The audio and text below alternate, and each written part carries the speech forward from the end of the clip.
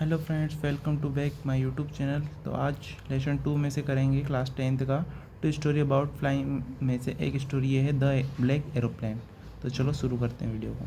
तो क्वेश्चन है, I will take the risk, what is the risk, why does the narrator take it. मतलब इसमें ये बोला जा रहा है कि नरेटर था जो प्लेन चलाने वाला नरेटर, उसको यहाँ पे बोला गया है नरेटर, तो उसने रिस्क क्यों लिया।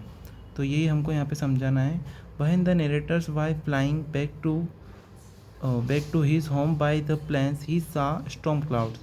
जब नरेटर फ्लाइंग करता है उसके घर जाने के लिए, तो उसको सामने स्टॉर्म दिखता है, एक तूफ़ानी बादल दिखते हैं। So there was a risk to fly plane through storm.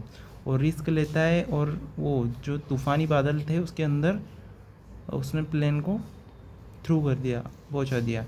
But he wanted to meet his family at breakfast anyhow, so the narrators take the risk. वो किसी भी हालत में उसकी जो फैमिली थी उनके साथ मिलकर ब्रेकफास्ट करना चाहता था वो, कोई सी भी हालत में, anyhow. So the narrator takes the risk, फिर वो रिस्क लेता है। तो चलो क्वेश्चन नंबर 2 करते हैं। Describe the narrator's experience he flew the aeroplanes into the storms. Narrator का एक्सपीरियंस यहाँ पे अपन को बताना है कि स्टॉर्म में जाने के बाद में क्या हुआ। तो यहाँ पे देखो, वह narrator's plane entered the storm clouds. जब वो अंदर गया तूफ़ानी तूफ़ानी clouds, the plane started jumping and twisting, radio compass and other instruments also stopped working. तो प्लेन स्टार्टेड क्या करता है, पहले जंपिंग करता है, फिर ट्विस्टिंग मतलब हिलना डुलना इधर से इधर, फिर रेडियो कंपोज सब क्या करते हैं, स्टॉप हो जाते हैं। ऑल इंस्ट्रूमेंट्स स्टॉप हो जाते हैं और वर्किंग करना बंद कर देते हैं। आगे बढ़ते हैं। In fact he had not much of fuel.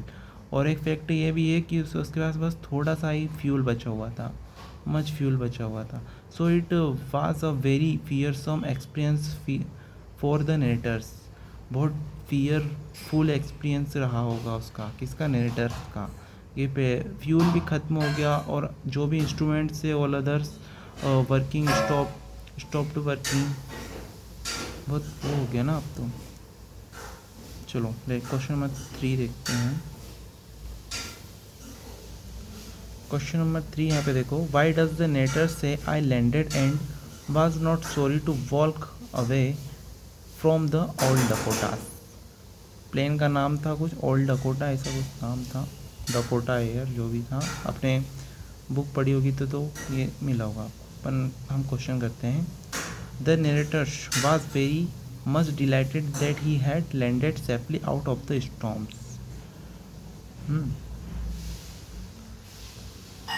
यहाँ पे देखो आगे और क्या लिखा हुआ है। Therefore, he was not sorry to walk away from the old Dakotas. He also wanted to thank the pilot of the black aeroplane who saved his life. जो मतलब उसकी मदद कर दिया था, उसको थैंक्स बोलने गया था वो, उसकी जीवन मतलब उसका लाइफ सेव कर दिया था जिन्होंने। और एक ब्लैक एरोप्लेन था, अदर उसकी क्या भ्रम वगैरह था जो भी था, और उसने सेफली नीचे उतार दिया था। अब तो उसको थोड़ा थैंक यू बोलने तो जाना पड़ेगा ना उसको, पायलट इसलिए गया था ब्लैक में से उधर। और कुछ आगे पढ़ेंगे अपन। और फिर वो जो बेटी रहती है वो वुमेन उससे पूछता है अदर ब्लैक प्लेन में, वो मना कर देती है। आगे देखते हैं उसके बारे में।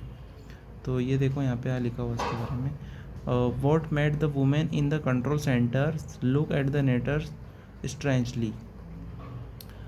वुमेन से पूछता है वो कि कंट्रोल सेंटर में जो लेडी थी उस पर नरेटर कुछ पूछता है। तो यहाँ पे देखो, when the pilot ask the women about the other black aeroplane. Pilot वो नरेटर पूछता है वुमेन लेडी से कि अदर ब्लैक एरोप्लेन कहाँ पर है। तो she was surprise to hear this. कौन सी आ गया, मतलब लड़की की बात हो रही है यहाँ पे। तो वो लड़की क्या होती है, सरप्राइज हो जाती है सुनकर। और फिर बोलती this because there was only one plane not to see. वो बोलती है सिर्फ एक ही प्लेन था, ना कि 2 प्लेन थे। So it's radar there was only one plane. जो उनके पास एक रेडार भी होता है, उनके रेडार में ओनली वन प्लेन दिखाई देता है, वो भी है Dakota, old Dakota. Question number 5 है यहाँ पे। Who do you think helped the narrator's the reach safely. वो सेफली नीचे उतर जाता है, कौन। तो उसकी मदद कौन करता है? Discuss this among the yourself and given a reason for your answer. यहाँ पे आपको बताना है अपने आंसर्स में कि कैसे वो नीचे सेफली उसको किसने उतारा, किसने हेल्प किसकी, नरेटर की मदद किसने की। तो यहाँ पे देखो, there is a not definite answer, मतलब यहाँ पे हम परिभाषित नहीं कर सकते उस आंसर को, क्योंकि वो एक भ्रम था या कुछ भी हो सकता है, या भगवान भी हो सकता है, कुछ भी हो सकता है। तो who was the non pilot, a non pilot who help the narrators, it may be an illusion, वो उसका एक इल्यूजन ही भ्रम होगा, ऑफ द पायलट, और there may be some supernatural power who help the pilot, supernatural power भी हो सकती है इसके पास कोई। अरे हवा में पेंच पलट रहा है गाइस, सुपर नेचुरल पावर भी हो सकती है, तो इसको डिफाइन नहीं कर सकते हम, कुछ भी हो सकता है। आई होप आपको यह वीडियो अच्छा लगा होगा। वीडियो अच्छा लगा हो तो एक लाइक और सब्सक्राइब ज़रूर करना। मिलते हैं नेक्स्ट वीडियो में।